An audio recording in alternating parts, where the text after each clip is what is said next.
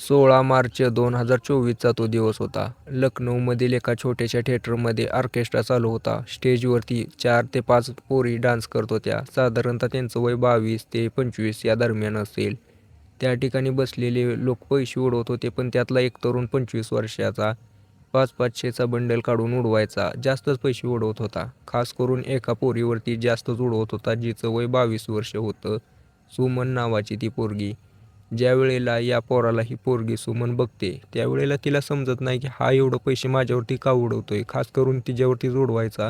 आता कसं आहे, ऑर्केस्ट्रा करणाऱ्या पोरींना सांगितलेलं असतं की जो कस्टमर जास्त पैसे उडवतोय त्याच्यापाशी जाऊन त्याला जास्त प्रमाणात सूट द्यायचं, म्हणजे तो आणखीन पैसे उडवेल. आता ही सुमन त्या पोरापाशी जाऊन जास्तच नाचायला लागली, त्याला जास्त रिजवायला लागली. त्यावेळेला त्याने तिचा हात धरला आणि तिच्या कानात हळू बोलला, तू आपल्या थिएटरच्या मागे एक शेत आहे ऊसाचं, त्या ऊसामध्ये ये, मला थोडं बोलायचं आहे तुझ्यासोबत खाजगी, आणि तुला पैसे पण देतो मी.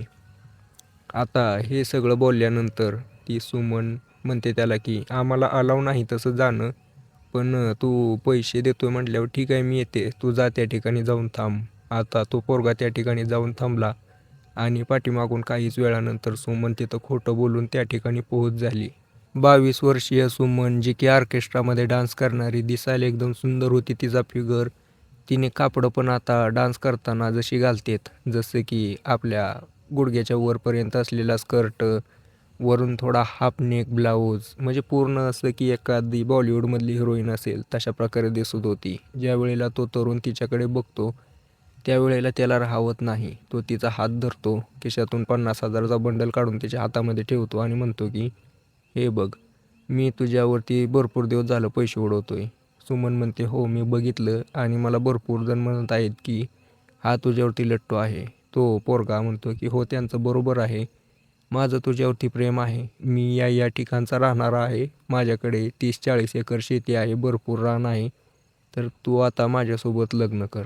आता ही सुमन त्याला म्हणते की हे तर शक्य नाही, मी डान्स करणारी, तू एक सामान्य माणूस कसं होईल. पण तो तिला म्हणतो, तू त्याचं टेन्शन घेऊ नको, तू माझ्यासोबत लग्न कर, माझं तुझ्यावरती जीव आलेला आहे. आता या ठिकाणी त्या दोघांमध्ये 10 ते 15 मिनटं बोलणं चालणं होतं. तो सुमनच्या हातात 50,000चा बंडल ठेवलेला सुमन तिच्या ब्लाऊजमध्ये ठेवते. पण थोड्याच वेळानंतर त्या पोराला काय झालं काय माहिती, त्या पोराचं नाव रोहित होतं. रोहितने तिच्या तोंडापुढे तोंड नेलं आणि तिच्यासोबत किस करायला चालू केली. आता सुमन पण एकदम रंगात आली होती. त्या ठिकाणी त्या दोघांनी बिनधास्तपणे संबंध बनवले. संबंध बनवून झाल्यानंतर रोहित सुमनला म्हणतो की लग्न तर मी तुझ्यासोबतच करणार. सुमन तिचा ब्लाऊज ब्रा वगैरे घालत घालत त्याला म्हणते, तो आता काय कर, माझा नंबर घे, बाकी काय बघू आपण नंतर, नंतर बघू म्हटल्यानंतर तो तिला नंबर देतो. तिचा पण नंबर घेतो आणि म्हणतो की ठीक आहे, आता तर बोलणं चालणं चालू दे, पण लग्नाचं मी तुझ्यासोबत करणार. सुमन म्हणते ठीक आहे, विचार करू, तू जा घरी, आता मी आता थिएटरला चालले. आता रोहित पण त्या ठिकाणाहून गेला, सुमन त्या ठिकाणाहून गेली. थिएटरमध्ये गेल्यानंतर सुमनला पोरी विचारत होत्या, पण तिने काय सांगितलं नाही. पण सगळ्या पोरींनी लक्षात घेतलं की नेमकं काय घडलं असेल. आता तिला ज्या वेळेला पण तो रोहित दिसायचा त्यावेळेला चिडवायच्या आणि त्या रोहितला पण बरं वाटायचं आणि तो तिच्यावरतीच पैसे उडवायचा. हा सिलसिला 15 ते 20 दिवस चालला. परत या सुमनला वाटलं की आता हा पोरगा तर बरा दिसतोय, आपलं पण वय झालंय, कधीपर्यंत घरच्यांच्या डोक्यावरती बोज बनून राहणार. तिलाही एकटेपणा जाणवत होता. ठीक आहे म्हणली, लग्न करून टाकू. त्यावेळेला आता सुमन त्या रोहितला होकार देते. सुमनच्या घरी बोलतात आणि त्या रोहितच्या घरी पण बोलतात. सुमनच्या घरचे तर मानले जातात. ठीक आहे, तुला काय करायचं ते कर. सुमन जी होती पोरगी, ती म्हणजे अशी बिनधास्त पोरगी. आईवडिलांनी लहानपणापासून सपोर्ट केलेला. लहानपणापासून शाळेमध्ये असताना तिची कला आहे डान्स म्हणून तिला शिकवायचे, तिच्या सपोर्ट करायचे, कार्यक्रमाला जायचे. पुढे चालून या सुमनने ऑर्केस्ट्रामध्ये डान्स करायला चालू केला. थोडाफार त्यांनी विरोध केला, पण पोरीची कला आहे म्हणून त्यांनीही सपोर्ट केला, पैसे पण येत होते. असंच चालू होतं. सुमनला कसलीच अडचण नव्हती. या बाबतीत पण त्याच्या घरच्यांनी सपोर्ट केला, पण दुसरीकडे रोहितच्या घरचे ते आता याच्या लग्नाला नकार द्यायला लागले होते. म्हणायचे की तू ऑर्केस्ट्रामध्ये डान्स करणाऱ्या पोरीसोबत लग्न करतो काय. आता हे रोहितला सहन होत नव्हतं. एकतर एवढ्या मेहनतीने पोरगी होकार दिलाय, एकतर एवढ्या मेहनतीने पोरीने होकार दिला. तो म्हणला की ठीक आहे, मी तुमच्यासोबत राहत नाही, सुमनसोबत लग्न केलं आणि एका शहरामध्ये जाऊन तिथं भाड्याची खोली करून राहायला लागला सुमनसोबत. लग्नाच्या काही दिवसानंतर सुमन आपली थिएटरला जायची, डान्स करायची आणि हा रोहित त्याच्या कामाला लागला होता. पण काही दिवस गेल्यानंतर रोहित सुमनला म्हणतो की तू असं डान्स करणं मला बरं वाटत नाही. तू आपलं निवांत बसून खा.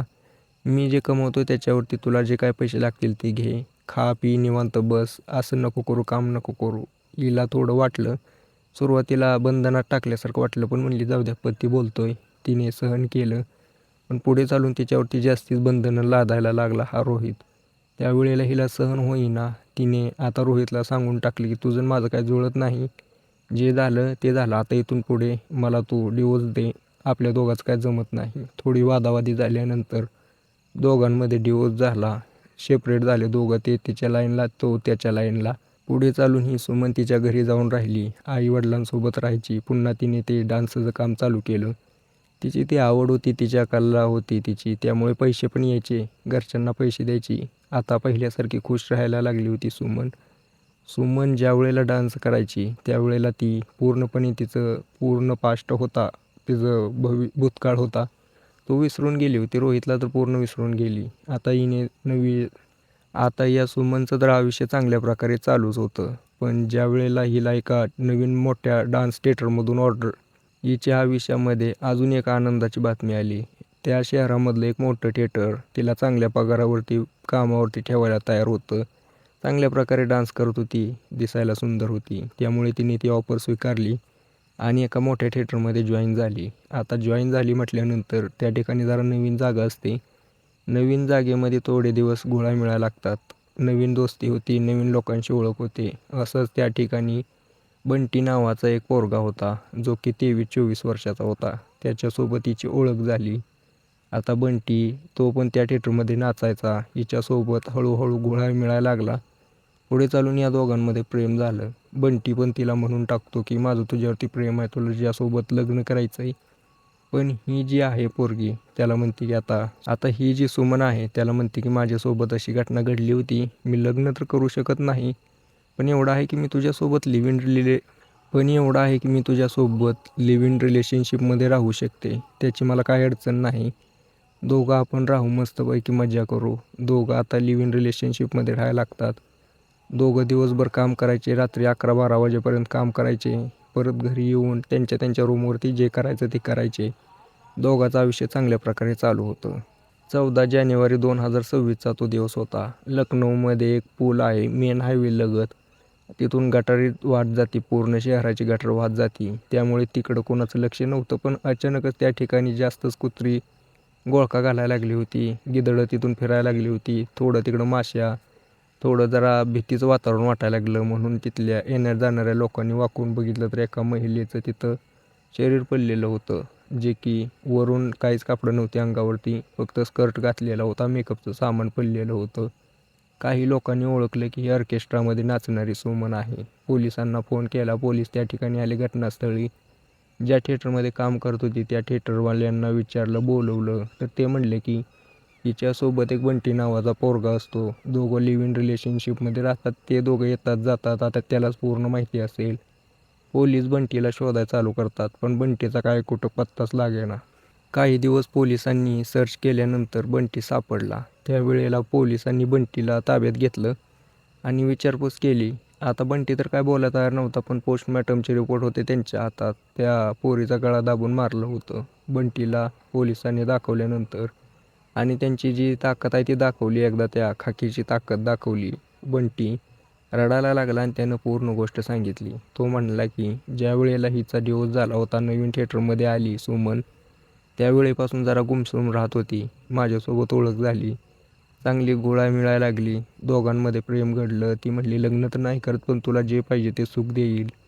सगळं खास चालू होतं. पण पुढे चालून आमच्या दोघांमध्ये प्रेम झालं, दोघं सोबत राहिलो. पण ती दुसऱ्या पोरांसोबत बोलायची. मी तिला सांगितलं की अजिबात बोलू नको, पण काय विषय आहे काय माहिती की ती रागवायची. हे मला पटत नव्हतं. असंच एक दिवशी डान्स करून येताना रात्री आमच्या दोघांमध्ये वाद झाला. या वादाचा रूपांतर हाणामारीमध्ये झाल्यानंतर मी तिचा गळा आवळला तिच्या जोडणीनं आणि तिला तिथंच टाकून दिलं. पुलावरून खाली टाकताना तिच्या अंगावरची कापडं माझ्या हातातच राहिले. त्यामुळे ती अर्धनग्न अवस्थेत पडली. पोलिसांनी ज्या वेळेला हे ऐकलं त्यावेळेला त्यांना राग तर आला, भरपूर राग आला. त्याच्यावरती गंभीर कलमांतर्गत गुन्हा दाखल केला. आता याला पोलिसांनी चांगल्या प्रकारे शिक्षा द्यायचा प्रयत्न करत आहेत. बाकी मित्रांनो, मला तुम्ही याच्यामध्ये कोणाची चूक वाटते कमेंट करून नक्की सांगा. आणि अशाच नवीन नवीन स्टोरी ऐकायची असतील तर आपल्या चॅनलला सबस्क्राईब नक्की करा.